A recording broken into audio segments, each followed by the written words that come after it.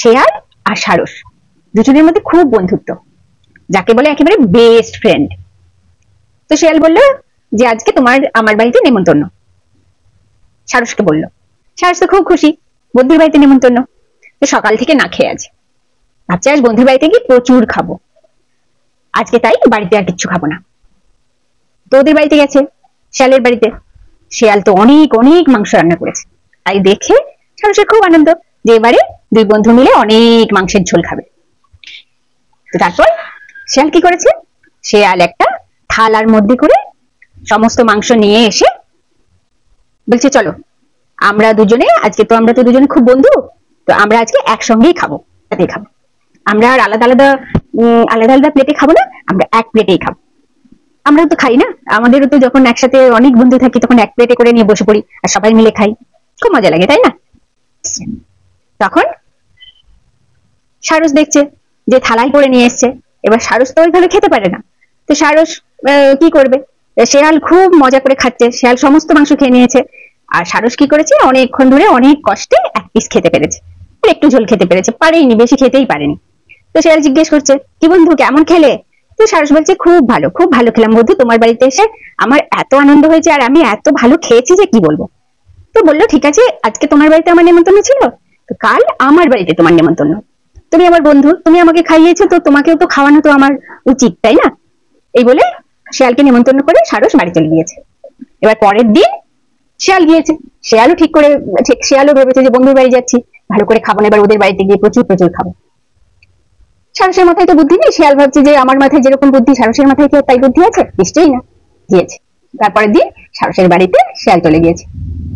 এবার সারস কি করেছে, সারস অনেক মাংস রান্না করেছে, কিন্তু সারস কি করেছে, সারস একটা সরু মুখওয়ালা কলসির মধ্যে করে সমস্ত মাংস নিয়ে এসেছে। সারস বলছে দেখো কাল যেরকম আমরা একসাথে খেয়েছিলাম আমরা দুই বন্ধু মিলে, আজকেও আমরা দুই বন্ধু মিলে একসাথে খাবো। তো শিয়াল কিছু বলতে পারছে না, সত্যিই তো দু বন্ধু গলায় গলায় ভাব, বেস্ট ফ্রেন্ড বলে কথা, তো একসাথেই তো খাবে তাই না। তো তারপর ওরা একসাথে খাচ্ছে, এবার শিয়াল তো কিছুই খেতে পারছে না, সারস তো মুখ চুবিয়ে চুবিয়ে ও ঠোঁট ডুবিয়ে ডুবিয়ে সব মাংস খেয়ে নিচ্ছে, আর শিয়াল তো কিছু খেতে পারছে না, ওই যা মুখের কাছ দিয়ে যা কিছু একটু গড়িয়ে পড়ছে সেটাই চেটে চেটে খাচ্ছে, কিছু খেতে পারছে না। তো তারপর খাওয়ার পরে এবার সারস জিজ্ঞেস করছে বলে বন্ধু কেমন খেলে আমার বাড়িতে। শিয়াল ব্যাপারটা বুঝতে পেরেছে, শিয়াল বুঝতে পেরে শিয়াল বলছে যে কাল তুমি আমার বাড়িতে যেরকম ভালো করে খেয়েছিলে আজ আমি তোমার বাড়িতে সেরকম ভালো করে খেয়েছি বন্ধু, খুব ভালো। শিয়াল বুঝতে পেরেছে ভুলটা, শিয়াল বুঝতে পেরে শিয়াল বলছে যে আমার ভুল হয়ে গেছে বন্ধু, আমার উচিত হয়নি তোমার সঙ্গে এইরকম করা। তখন সারস বলছে যে তুমি চিন্তা করো না, তুমি আমার সঙ্গে যেরকম ব্যবহার করেছো তোমার সঙ্গেও আমি সেরকমই ব্যবহার করেছি তা কিন্তু নয়, এই দেখো বলে থালাই করে আবার বেশ কিছুটা মাংস নিয়ে এসে শিয়ালকে খেতে দিয়েছে। বলছে এই দেখো আমি তোমার জন্য, কিন্তু তুমি আমার সঙ্গে যা ব্যবহার করেছো তাই বলে তার আমি তোমার সঙ্গে সেই ব্যবহার করতে পারি না, কারণ আমি তোমাকে ভালোবাসি, আমি জানি তুমি আমার বন্ধু, তাই আমি তো তোমার বন্ধু, আমি তো তোমাকে ভালোবাসি, সেই জন্য আমি জানি যে তুমি কিভাবে খেতে পারবে, আমি সেভাবেই ব্যবস্থা করেছি, আমি আমার মতো করে ভেবে সেই ব্যবস্থা করিনি। এই দেখো তোমার জন্য আমি থালাই করে মাংস রেখেছি, তুমি খাও।